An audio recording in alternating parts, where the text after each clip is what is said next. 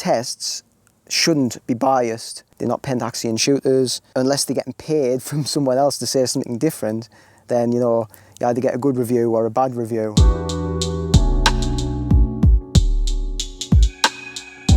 Back for another one. Back again. Yet again, it's a glorious day. It's the only time I ever seem to come out when I do these. When the sun's out. We're in August now, so the fields will be getting cut soon. Still nice and warm though, up here in the northeast of the UK. And I think you can guess where we're going for our little chat today. It's down the wood.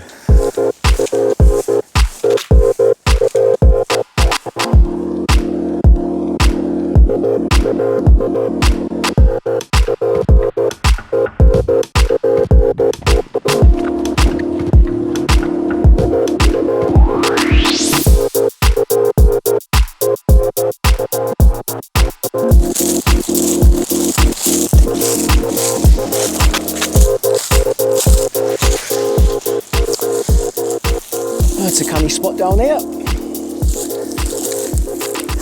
Oh, it's a bit warm today, like. Sun's out, hay fever's out, and so is my opinion on the Pentax K-3 Mark III. So, what I want to talk about? I want to talk about the K-3 Mark III, who I think that camera was made for, does it hit the target, and some of the reviews that's been done so far on the camera. In my opinion, I think the K-3 Mark III was made for people like myself who shoot Pentax gear already, and they've been wanting something that was like a really good sports, fast action camera. Wildlife camera, birds in flight, all that type of stuff, just fast moving subjects.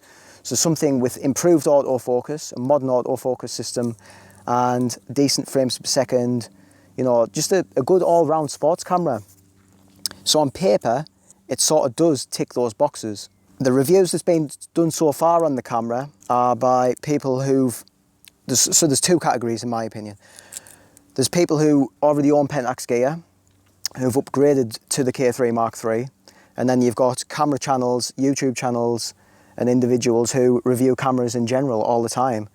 And they've pitted the Pentax K-3 Mark III against other flagship APS-C cameras from different manufacturers. On the first group of people, the Pentaxians who've upgraded, what you've got is, you've got good comparisons against the previous generations of APS-C cameras from Pentax. So there's Lee Hayes, who's got a good channel doing this, where he's compared it to the KP, and I think the K70, I could be wrong, but he's definitely compared it to the KP. And he'll go through things like the ISO at certain levels. I mean, it's not too scientific, but it's, you know, it's a good comparison. Just the general menu layouts, you know, diving into the menu type of stuff and comparing the cameras in that way.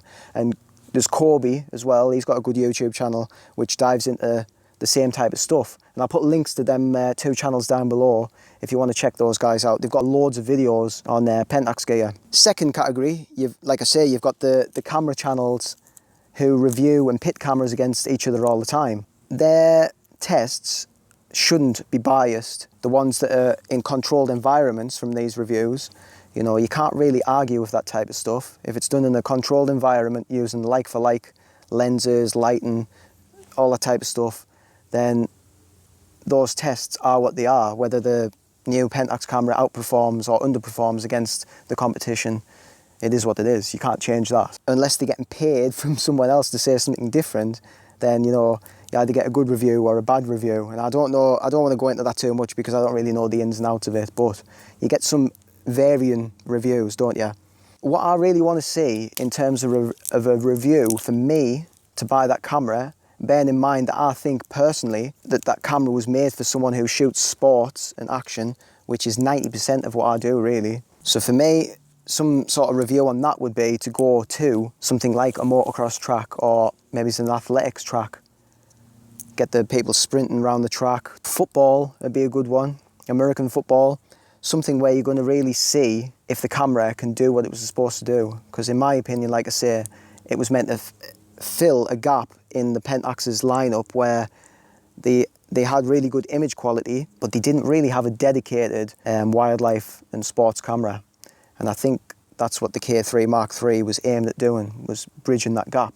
The other thing for me, what's sort of stopping me from buying that camera, or considering it at the moment, is the price. In the UK, I think that it's priced at £1,900. So in my opinion, it needs to be at 1,400, 15 at the most. So that's one of the things it's just out of my price range at the end of the day. I'm a big advocate of shooting with what you've got until you completely exhaust that equipment and you've got no other option but to upgrade. I'm that sort of crazy person who shoots sports and action with Pentax. I can still get the shots. I mean, if you've seen any of my other videos, I've gone through the way I shoot and how I can get shots consistently as well. That's a big thing. You need to be consistent in that type of stuff. Or with any type of shooting that you do, you need to be consistent. So if I can do that with the gear that I've got, it's going to take something major to make me want to basically invest in an upgrade. So that's what I'd need to see, is a review on that camera that is showcasing it for what its intended purpose was. And I'd say the same to anyone who else is on the fence. You know, if you're waiting for a review that's really showcasing it, then wait for that review. We need someone to do that review. Pentax need to listen to what people are asking. We've not seen it in a sports, action, wildlife scenario yet, and it should really have been from one of the ambassadors, to be honest. Yeah, that's it from me today. If you want any more Pentax content, my channel's full of it. And like I say, the other two channels, Lee Hayes and Kobe, they've got some decent Pentax videos, so check those guys out. I'll be taking the K-70 around the woods today to see if there's any fast-moving squirrels or rabbits or something like that we can shoot. So that's it from me today, and I'm out. I'll see you in the next video.